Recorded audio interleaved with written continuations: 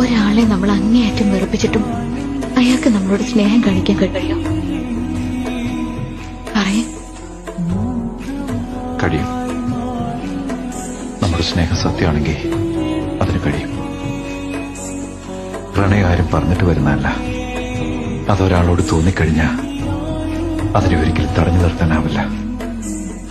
അതിനു മുന്നിലൊന്നും തടസ്സമല്ല. അത് ഞാൻ ഡിസേർവ് ചെയ്യുന്നില്ലെങ്കിലോ? ചിലത് ജീവിതത്തിൽ വിധിച്ചിട്ടുണ്ടെങ്കിൽ അത് നമ്മൾ ഡിസർവ് ചെയ്യുന്നുണ്ടെങ്കിലും ഇല്ലെങ്കിലും അത് നിങ്ങളെ തേടി വന്നിരിക്കും. ഇനി എന്തെങ്കിലും നഷ്ടപ്പെടണമെന്നാണെങ്കിൽ